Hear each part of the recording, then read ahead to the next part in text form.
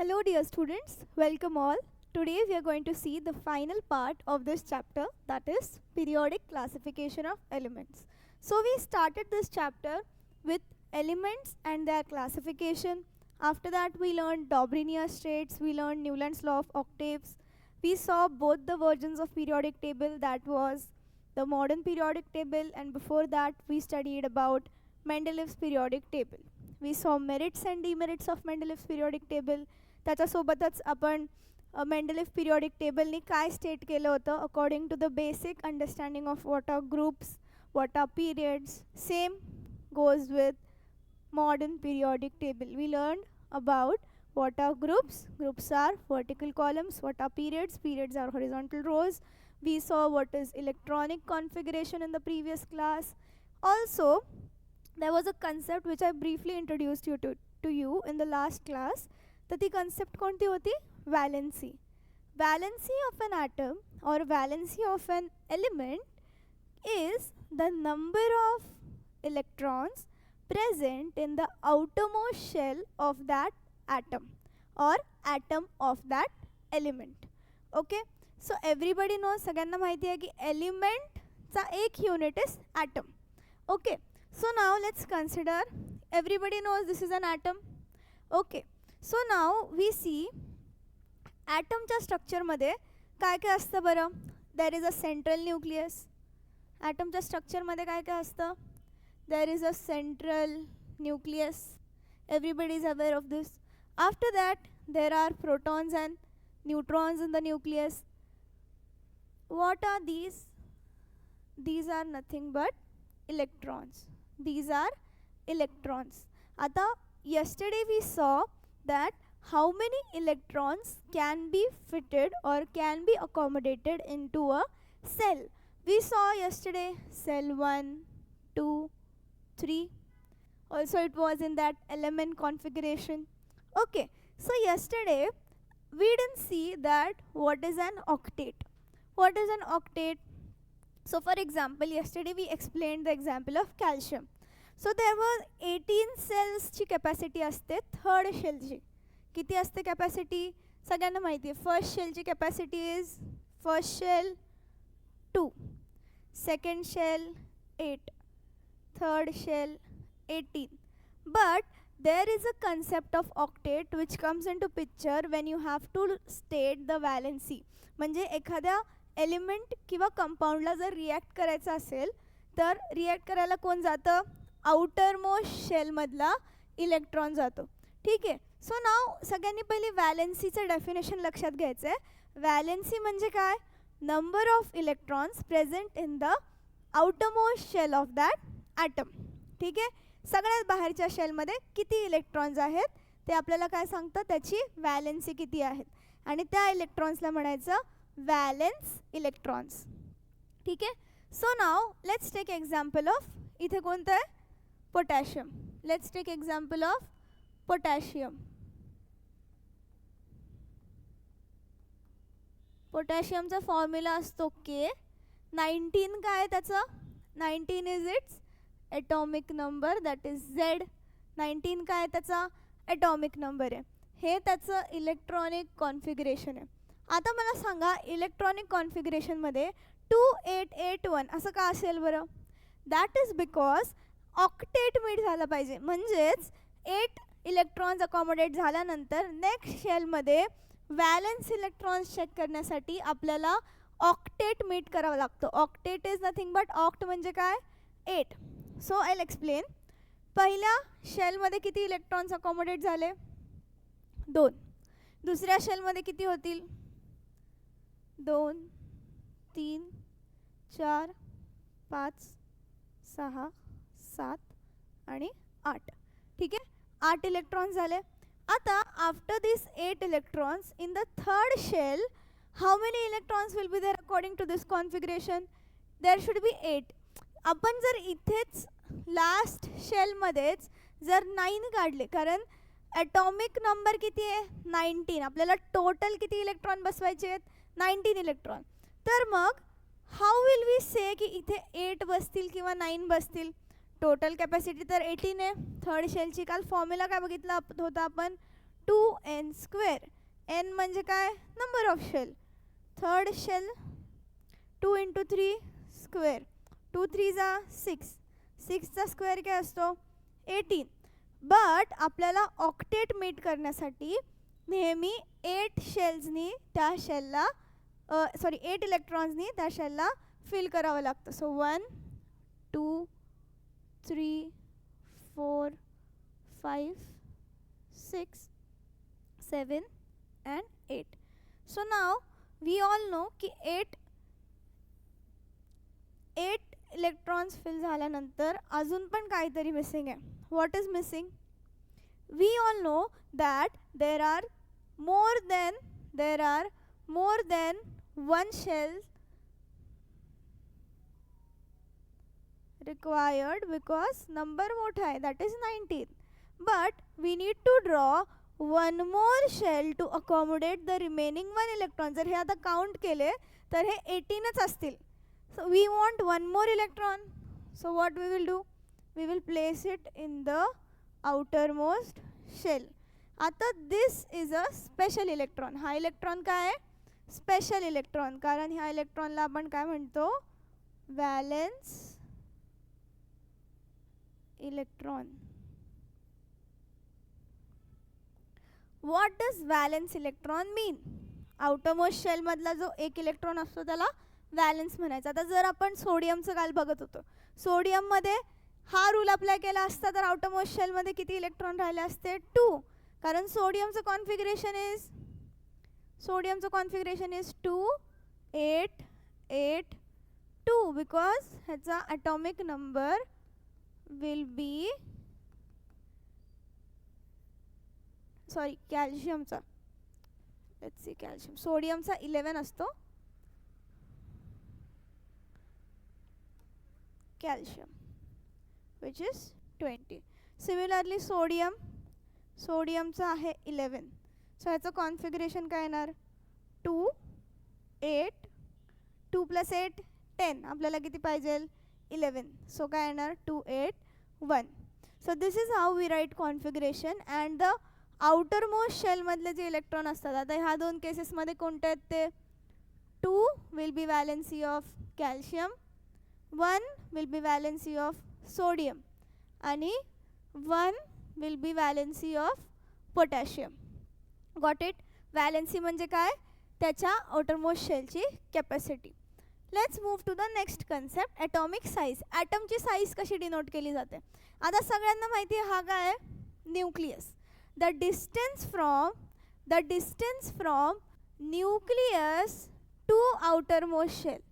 The distance from nucleus to outermost shell is called as atomic radius. सगळ्यांना माहिती आहे circle असेल, circular स्ट्रक्चरच्या सेंटरपासून ते सर्कम्फरन्सपर्यंत आपण जी लाईन ड्रॉ करतो त्या लाईनला काय म्हणायचं, रेडियस. जर ही लाईन एक्सटेंड केली तर त्याला काय म्हणतो आपण, diameter.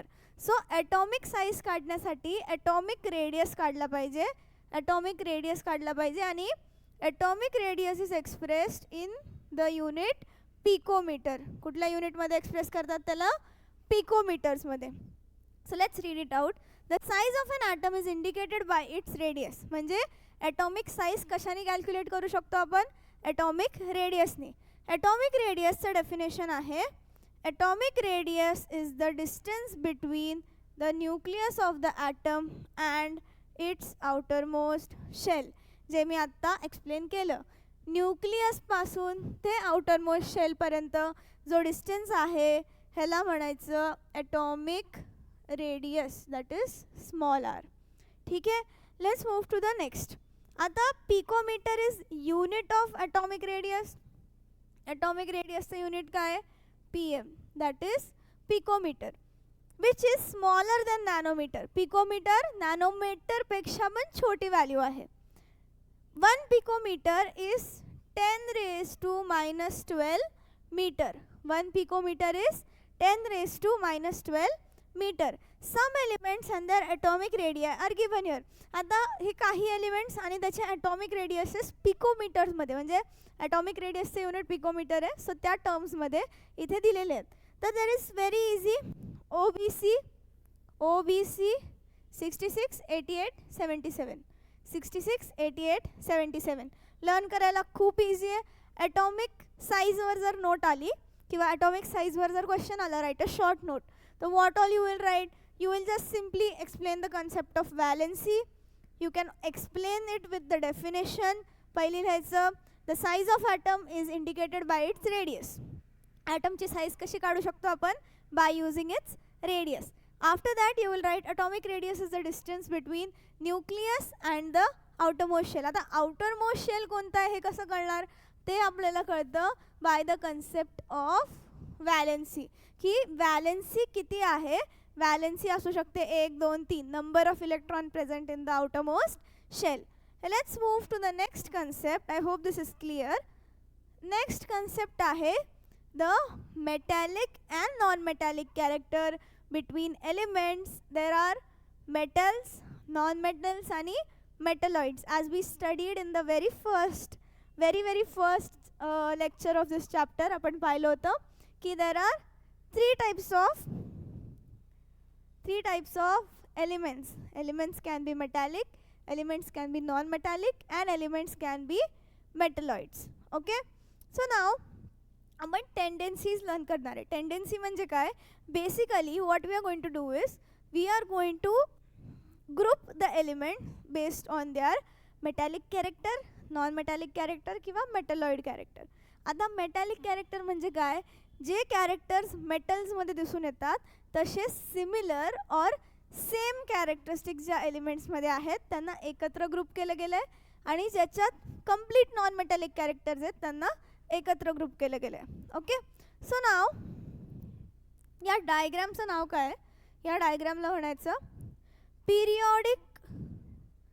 Periodic trends in elements. What is the meaning of trends? Trends म्हणजे काय? एक pattern which is noted over time. ठीक आहे, म्हणजे फॉर एक्झाम्पल जसं आपण कॉन्फिगरेशनचं बघितलं, groups and electronic configuration, periods and electronic configuration, आपण काही रिलेशन्स ड्रॉ केले होते in the previous chapter. Similarly trends म्हणजे काय की जसं जसं आपण लेफ्ट टू राईट मूव्ह करतो किंवा जसं जसं आपण टॉप टू बॉटम मूव्ह करतो, जसं जसं आपण लेफ्ट टू राईट मूव्ह करतो किंवा टॉप टू बॉटम मूव्ह करतो, तसं as we are travelling from top to bottom, as we are travelling from left to right, what trends are observed in the periodic table. आता या particular कन्सेप्टमध्ये F block basically that is actinides and lanthanides हे नाही आहेत. ठीक आहे, actinides and lanthanides are not present in this particular diagram. आता सगळ्यांना एक zigzag line दिसत असेल इथे. I'll redraw on the line. He zigzag line दिसत असेल, थोडी डार्कर झाली आता. What does this line indicate? या zigzag लाईनचं रिलेशन आहे to act as a separator between metals and non-metals. आता इथं कन्व्हेन्शन काय दिलं आहे बघा. Blue colour is metal, yellow metalloid, green non metal. म्हणजे जे सगळे या साईडला आहेत blue colour, what are these? Metals. इथे काय आहेत? सगळे मेटल्स. इकडे काय आहेत? सगळे नॉन मेटल्स. इकडे काय आहेत? सगळे नॉन मेटल्स. आणि हे जे येल्लो दिलं आहे ना, हे काय आहेत? मेटलॉइड्स. येल्लो काय आहेत? मेटलॉइड्स. सो नाव आता जर आपण ॲटॉमिक लेवलवर गोष्टी शिकतोय तर it is very important that we also learn about how does atomic nature affect the transfer of electrons. म्हणजे इलेक्ट्रॉन्स जेव्हा एखादी केमिकल रिॲक्शन होते किंवा एक नवीन कंपाऊंड फॉर्म होतो, सगळ्यांना माहिती आहे elements come together to form a compound. So that involves certain bond making. ठीक आहे, केमिकल बॉन्ड्स बनतात आणि त्या केमिकल बॉन्ड्सला बनण्यासाठी इलेक्ट्रॉनचा लॉस आणि gain is very important. Okay, so now let's learn what is an anion and what is an cation. ठीक आहे, so first concept we are going to learn is सगळ्यांना हे माहिती आता ॲटॉमिक रेडियस काय आपण आत्ताच पाहिलं. Let's find first the relation between atomic radius. So as we go from left to right, as we go from left to right, the atomic radius decreases. Atomic radius काय होतं? Decrease होतं. आता tell me one thing, atomic radius का decrease होईल? Atomic radius का decrease होईल? So let's take it with the help of example for atomic radius. Okay, so now let's say पहिला element आहे हायड्रोजन, त्याचा न्यूक्लियस आणि एक इलेक्ट्रॉन. ठीक आहे, this is the very first element जो इकडे असतो. त्याच्या पुढे जाऊन let's take some another element. Let's say for example आपण पुढचा एखादा एलिमेंट पकडला, त्या एलिमेंटमध्ये न्यूक्लियस असेल आणि 2 शेल्स असतील आणि एक इलेक्ट्रॉन असेल आउटर मोस्ट शेलमध्ये. इथे फॉर एक्झाम्पल 2च असतील. तर सगळ्यांना आपल्याला माहिती आहे की सेंटरपासून आउटर मोस्ट शेलपर्यंतचा डिस्टन्स म्हणजे काय? Radius. So now we know center to outermost shell is radius. Again here center to outermost shell is radius. Atomic radius decreases as we move from left to right. So जर atomic radius ची value कमी कमी होत गेली, म्हणजे हे जर लांब लांब होत गेलं तर काय होणार आहे? The forces of attraction between nucleus and outermost shell will be weaker. म्हणजे जितके जास्त इलेक्ट्रॉन्स असतील तितका फोर्स ऑफ अट्रॅक्शन काय होणार आहे? वीक होत जाणार आहे. As the number of electrons will reduce. म्हणजे जसं जसं इलेक्ट्रॉन कमी असतील तसं तसं number of forces that are going to attract the nucleus and the outermost shell will be reduced. Okay, so ते इन्क्रीज कधी होतील? आता आपण काय बघतोय? Decreasing atomic radius. सो जेव्हा खूप इलेक्ट्रॉन्स येत जातील ना, तेव्हा काय होईल? Attraction forces will be more. आता जितकं अट्रॅक्शन फोर्स जास्त असेल ना, तितकाच न्यूक्लियस आणि आउटर मोस्ट शेलमधला डिस्टन्स काय होत जाईल? कमी होत जाईल. Look at the actions. Okay, nucleus आणि आउटर मोस्ट शेलमधला डिस्टन्स काय होत जाईल? कमी होत जाईल, जितकं अट्रॅक्शन फोर्स जास्त असणार आहे. म्हणजे न्यूक्लियसकडे तो इलेक्ट्रॉन अट्रॅक्टिव्ह फोर्सनी खेचला जाणार आहे. ठीक आहे, so as we move from left to right atomic radius decreases. ह्याच्याच अपोजिट जेव्हा आपण टॉप टू बॉटम जातो तेव्हा ॲटॉमिक रेडियस वाढतं. आता असं का होतं? लेट्स से आपल्याला माहिती आहे, आता इथे हायड्रोजन असेल तर इथे डेफिनेटली असे कंपाऊंड्स असतील ज्यांचा atomic radius will be greater. Atomic radius greater is what? because of the increasing number of shells. As we move down from top to bottom, the number of shells will increase. With that, along with that, there will be more or greater area of distance between the radius and the outermost shell. Obviously इथे एकच shell असेल, nucleus असेल, distance is less. But as you go below, इथे the shells will be increasing, so the distance will be increasing. आणि अजून खाली गेल्यावर तर अजून shells ॲड होतील. that's why distance कमी होता, थोडा वाढला, अजून वाढला. okay, so that is why we can say as we go from top to bottom, increasing atomic radius. atomic radius काय होतो? increase होतो. got it? Now let's move to the next concept, that is metallic and non-metallic character with respect to electronegativity. electronegativity and electropositivity. आता electro, all of you understand, electro म्हणजे electron. Negativity and positivity is something related to loss of electron and gain of electron. So as we all know that what is gain of electron?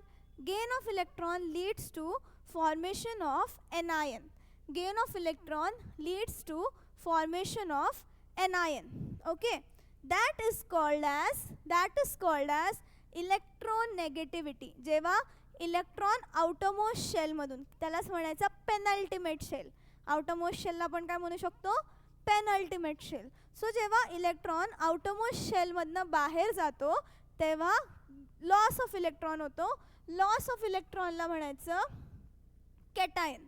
जेव्हा gain of electron होतो penultimate किंवा outermost शेलमध्ये, जेव्हा electron येतो त्याला म्हणायचं formation of anion. Gain of electron sorry, gain of electron is anion, loss of electron is cation. Gain of electron anion, loss of electron cation. Okay, so now as you know electropositivity, negativity म्हणजे काय? इथे opposite concepts आहेत. ठीक आहे, बी very cautious, कधी कधी confusing असतं. So दोन कन्सेप्ट आहे, positive negative. Short trick to understand is electropositivity म्हणजे काय? Loss of electron. इलेक्ट्रोनेगेटिव्हिटी म्हणजे काय? Gain of electron. म्हणजे पॉझिटिव्हला लॉस दाखवायचं आहे, नेगेटिव्हला गेन दाखवायचं आहे. ठीक आहे, electronegativity is gain of electron, electropositivity is loss of electron. Okay, loss of इलेक्ट्रॉननी काय बनतं? लॉस ऑफ इलेक्ट्रॉननी बनतो कॅटायन आणि गेन ऑफ इलेक्ट्रॉननी बनतो anion. Okay, so now as we move from left to right, आता दोन थिअरीज आहेत आपल्याकडे प्रूव्ह करायला. लेफ्ट टू राईट काय चेंजेस होतात आणि टॉप टू बॉटम काय चेंजेस होतात. So as we move from left to right, increasing electronegativity and non metallic character. सगळ्यांना माहिती आहे या एंडला काय आहेत, राईट साईडला non metals. So as we are moving from left to right, non metallic character वाढणार आहे. So non metallic character increases and electronegativity increases. म्हणजेच the capacity of electrons, the capacity of electrons to move to the outermost shell of another atoms are increasing. So anionic components चं formation काय होतं? वाढतं. Why is this so? आता हे का होतं? कारण की electronegativity is at peak. Okay, so non मेटल्सची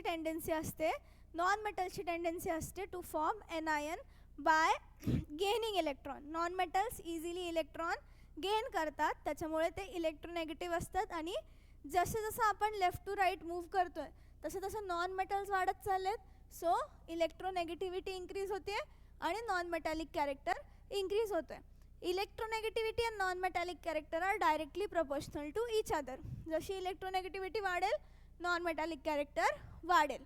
rather we can say non metallic character is responsible for more electronegativity.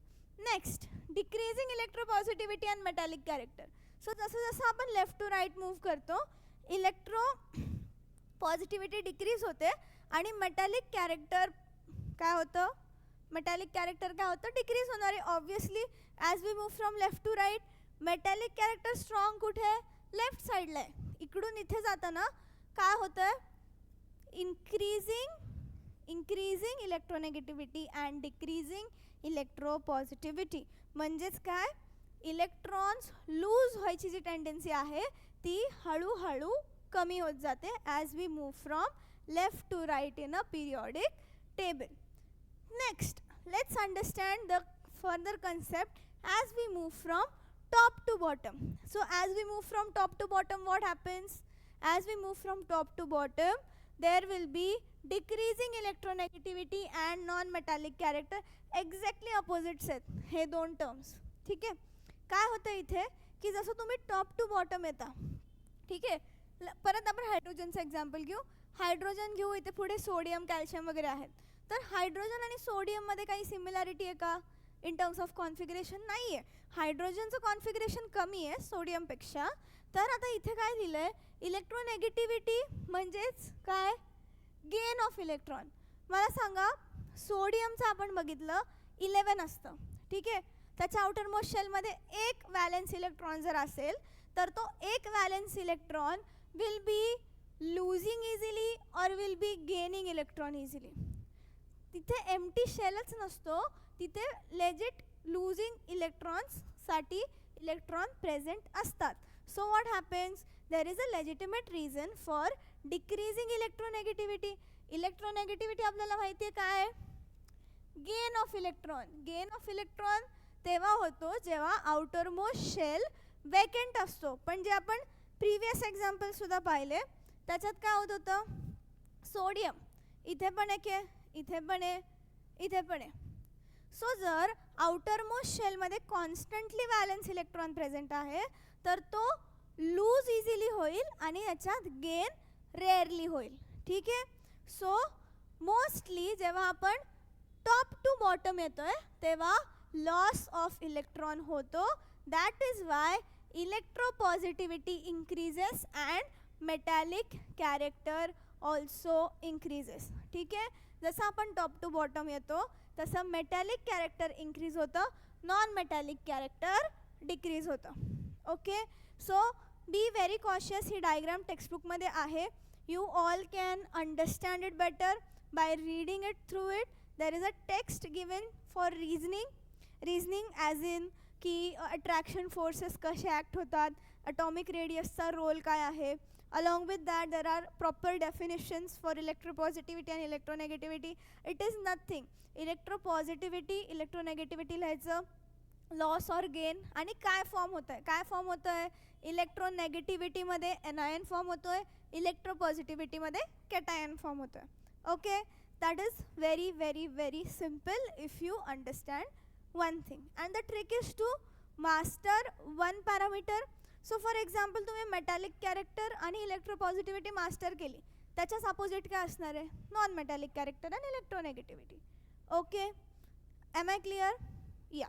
So let's move on to the next simple and crisp very short topic दिलेला आहे टेक्स्टबुकमध्ये, that is gradation in halogens. आता halogens काय आहेत आपल्या सगळ्यांना माहिती आहे. Halogens are fluorine, chlorine, bromine, iodine. So basically gradation म्हणजे काय, हे जे आहेत फ्लोरीन, क्लोरीन,